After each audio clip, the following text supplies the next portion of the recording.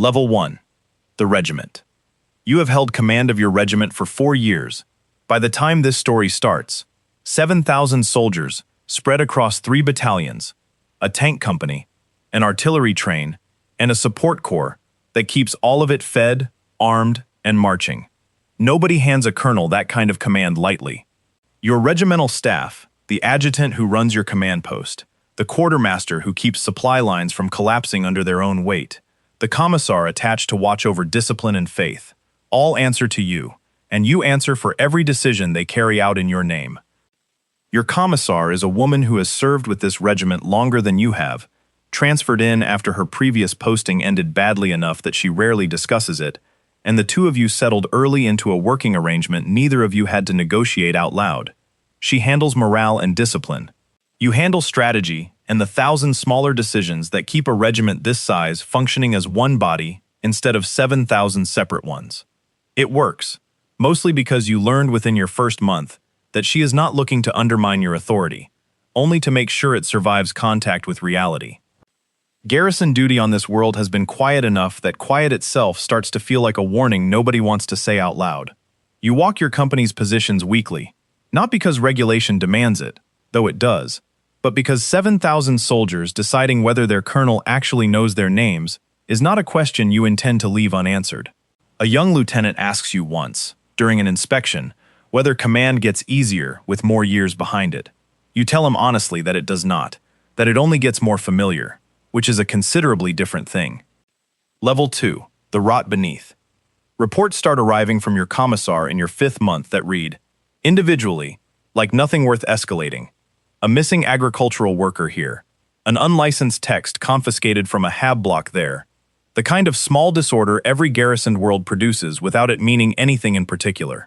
She tells you plainly, laying 6 of these reports side by side on your command table, that she has stopped believing they are unconnected, and that the pattern underneath them is the kind she was trained specifically to recognize and hoped never to see again. You authorize a joint investigation between her commissariat staff and the planetary enforcers, a decision that costs you nothing politically and, if she is wrong, loses you only a few weeks of manpower better spent elsewhere. She is not wrong. The investigation uncovers a cult operating 3 layers deep into the local administration, recruiting through promises whispered to people already desperate enough to listen. And among the names on the list your commissar hands you afterward is a logistics officer who has served your own regimental staff for 2 years, without either of you noticing anything wrong. You sit across from him yourself, before the sentence is carried out, less because procedure requires it, and more because you need, personally, to understand how close the rot came to your own command post, without your noticing. He does not defend himself. He tells you instead, with an unsettling calm that stays with you longer than his actual confession does, that the promises made to him felt considerably more honest than anything the Imperium ever offered in exchange for his service. You do not sleep well that night, and you order every officer on your regimental staff investigated afterward, not from suspicion of any one of them specifically, but because you no longer trust your own certainty that you would have noticed. Level 3. The Sky Splits. The warning arrives 11 days later, not from any astropathic relay but from the sky itself. A bruise-colored tear spreading slowly across the upper atmosphere that your regiment's astropaths describe, when they can describe it at all, as a wound rather than a weather pattern. Void engagements begin within hours, and ground forces follow before your regiment finishes evacuating the nearest settlements. Cultist militias rising up from within the population your commissar spent 2 months investigating. Joined within the first day by armored figures your scouts report have no business surviving the wounds your soldiers are certain they are inflicting. Your first major engagement teaches you the shape of the problem within its opening minutes. The cultist waves that break against your line first are not, themselves, the actual threat. Disorganized, poorly armed, dying in numbers, that would break any conventional force's morale within an hour. They exist to absorb your ammunition and attention, while the armored warriors behind them close the remaining distance at a pace your soldiers' training never modeled for, an enemy your regiment's own weapons should stop that keeps closing anyway.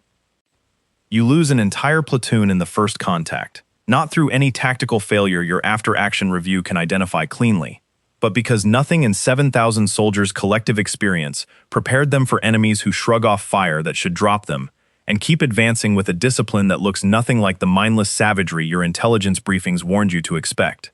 Your commissar finds you afterward reviewing the casualty numbers alone, and tells you the only thing either of you has any real use for tonight, that the regiment held despite the shock, and that holding despite the shock is what tomorrow's fight will actually be built on. Level 4. Reading the enemy.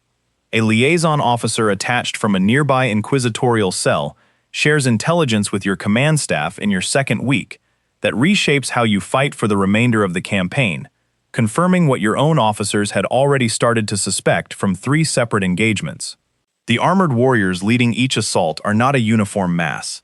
Distinct warbands fight under distinct banners, each one organized around champions, whose personal presence holds the warband's cohesion together in ways your regiment can actually exploit if your soldiers can identify the right targets under fire.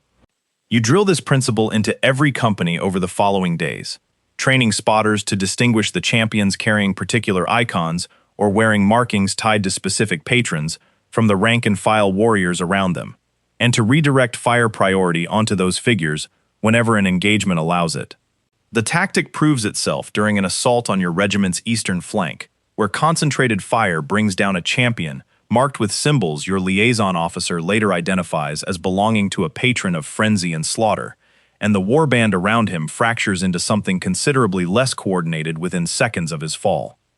This does not make the warbands any less dangerous once broken, only marginally more survivable, a distinction you learn to hold carefully in your own mind, even as the tactic spreads company by company across your entire regiment. Your commissar reminds you, during a quiet stretch between engagements, that every advantage this enemy yields tends to be temporary by design, that chaos rewards adaptation on their side as readily as it punishes the lack of it on yours, and that assuming otherwise is exactly the kind of comfortable certainty this war cannot afford you. Level 5. The weight of the line. An operation in your 4th month forces the decision every colonel eventually faces, and no schola ever teaches convincingly, ordering your 2nd Battalion to hold a collapsing forward position, while the rest of your regiment withdraws to defensible ground behind them. You give the order over the Vox yourself, rather than routing it through a subordinate, because 700 soldiers about to buy time with their own casualties deserve to hear the reason from the officer actually responsible for it, rather than from anyone standing further back. The battalion holds for the 6 hours the withdrawal requires, and the cost when the final numbers come in is worse than you let yourself expect, close to 200 dead and considerably more wounded, a toll that sits with you longer than the operation's tactical success does. Your commissar does not try to soften the number for you when she delivers it, understanding by now that you would not thank her for trying. She tells you instead what she has apparently been waiting months for the right moment to say, that the soldiers lost holding that line are, by the arithmetic this particular war runs on, the reason the regiment behind them is still a regiment rather than a rout. You write to the families of every officer lost in that battalion personally over the following 2 weeks, a task your adjutant offers more than once to take off your hands, and one you refuse each time without much explanation. Your commissar does not comment on the decision directly, though she notices, and she continues expecting it from you for every major loss the campaign produces afterward, understanding correctly that this is simply the shape your command has decided to take. Level 6. Coordinating the front. Your regiment's reputation for handling engagements against warbands specifically earns you an expanded role by your 6th month, coordinating a battle group of 3 regiments alongside an inquisitorial cell tasked with locating and destroying the ritual sites feeding the invasion's staying power. The intelligence is blunt about what these sites actually do, anchoring points that let the enemy sustain demonic reinforcement into the war zone far longer than a conventional invasion force could otherwise manage, and destroying one measurably weakens every warband still drawing on it. You lead the ground assault on the largest of these sites personally, judging correctly that a target this consequential needs an officer willing to answer for the decision in person, rather than direct it from safety. Your own regiment's champion hunting tactics adapted now to punch through the warband guarding the site long enough for your attached tech priests to bring the actual structure down. The site's destruction visibly disrupts 3 separate warbands operating across your sector within the same week, their coordination fraying in ways your intelligence officers confirm are directly tied to the strike. Your battle group commander does not offer you a promotion for the operation's success, and by this point in the campaign, you have stopped expecting one. What he offers instead is more of exactly this kind of work: the strikes with the narrowest margin for error and the highest cost if they fail, delivered with the plain confidence of a superior who no longer needs to explain his reasoning to you. Your commissar, reviewing the operation's casualty report beside you afterward, tells you this is simply what command becomes for officers who keep proving themselves without ever quite proving themselves enough to be pulled off the line. Level 7. The Long War. The campaign settles into a grinding shape across your remaining months on this world, ground reclaimed meter by meter against an enemy that treats retreat as a resource to be spent rather than a defeat to be mourned, regrouping, and returning with a persistence your earlier training never prepared you to expect from anything short of the Greenskins.